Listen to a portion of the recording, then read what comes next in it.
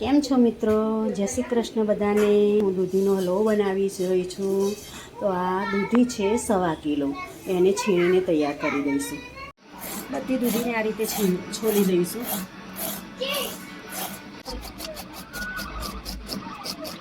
આ રીતે બધી જ દૂધી કરી દઈશું। હવે આવી રીતે બધી જ દૂધી છીણી દઈશું। આવી છીણ પાડીશું। આ બધી દૂધી છીણાઈ ગઈ છે। હવે અહીંયા પાણી ઉકળવા મૂકીશું। પાણી ઉકળવા લાગ્યું છે, હવે અંદર દૂધી નાખી દઈશું। આ દૂધીને બાફવાની છે, બફાઈ જાય ત્યાં સુધી અંદર રાખીશું।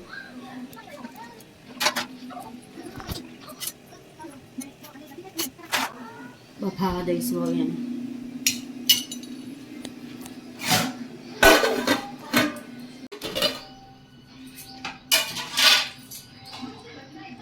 10 મિનિટમાં દૂધી બફાઈ ગઈ છે। હવે એને નીકાળી દઈશું। આવી રીતે દબાવી જોવાનું, થઈ ગઈ છે।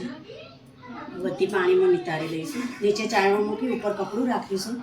એ બધી કપડામાં દૂધી નીકાળી દઈશું।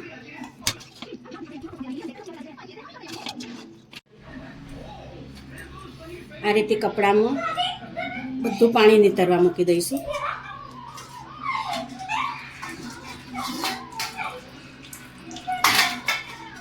ઉપર વજન મૂકીશું અને બધું પાણી નીતરી રહે ત્યાં સુધી રાખી દઈશું।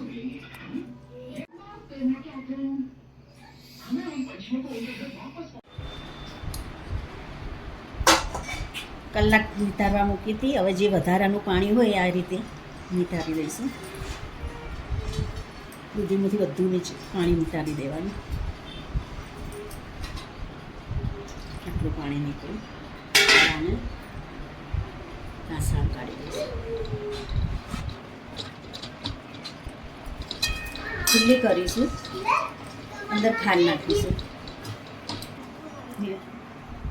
આ 600 ગ્રામ જેટલી ખાંડ છે એમાં નાખી દઈશું અને ગરમ કરવા મૂકીશું। ગેસ ચાલુ કરીશું।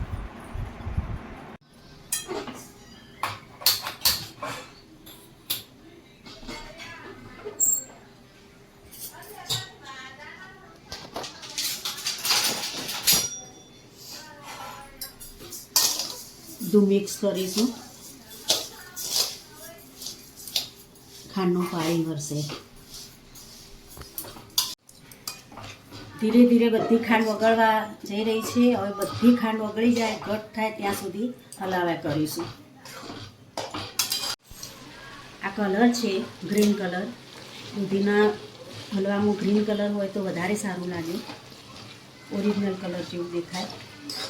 દૂધીનો થોડો ફીકો પડી જાય છે એટલે હવે થોડું ઘી નાખીશું।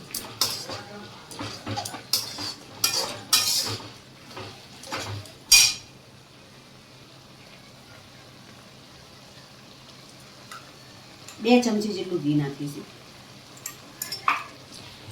હલાવીશું।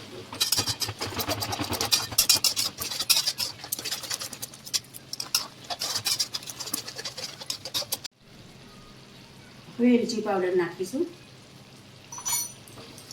હલાવીશું। હવે ચેક કરવા માટે થોડી ચાસણી જેવો ભાગ લઈ લઈશું આપણે।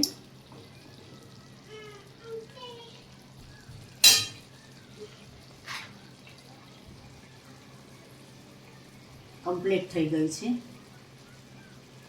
બસ આટલી આવી રીતે રાખવાની। હવે માવો નાખીશું। 600 ગ્રામ માવો છે, એને ખુલ્લો કરી અને નાખી દઈશું અંદર।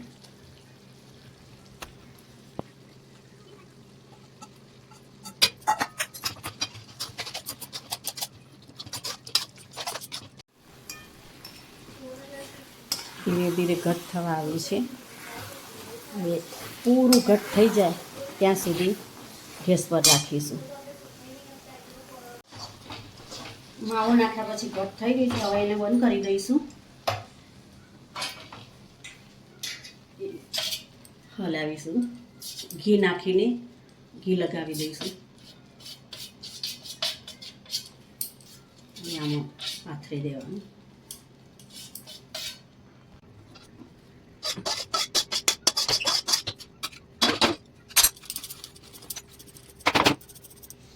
ઠંડુ થવા દઈશું, પછી પીસ પાડીશું.